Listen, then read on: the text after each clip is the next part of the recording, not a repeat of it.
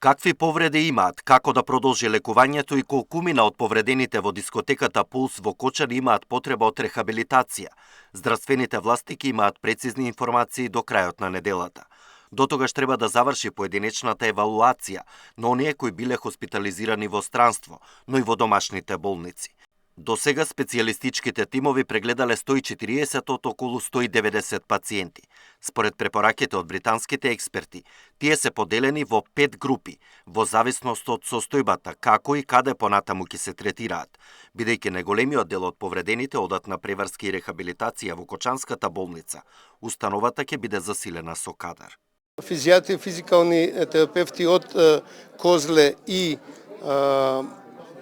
8 септември ќе почнат да одат од следната недела во Кочани да помагаат на кочанските физиотерапевти, за да не ги носиме повредените во 8 септември и во Козле.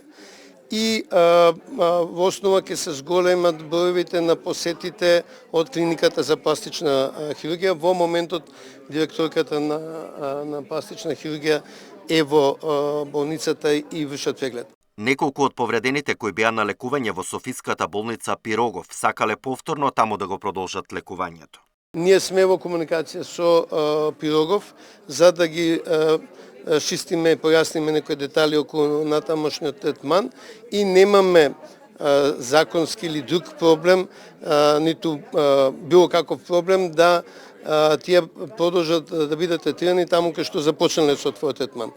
Морам да истакнам дека еден од потешко повредените од Пирогов, чија слика беше објавувана на некои од социјалните медиуми, сепак одлучи да биде третиран на клиниката за пластична хирургија и после 3 или веќе 4 недели веројатно поминуваат, има значително подобрување на неговата состојба со изгорениците.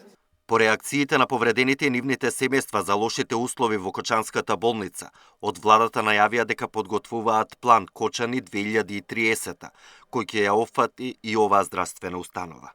Она што го најави претседателот на владата како проект за Кочани 2030 е нешто на кое што навистина размислуваме како да го спроведеме во соработка со Европската унија. Тоа е проект кој што ќе значи реконструкција на болници, изградба на нови спортски сали, меѓутоа за деталите ќе ми оставите време. Се надевам дека кога ќе ги има сите детали, претседателот на владата ќе биде прв кој што ќе информира јавноста.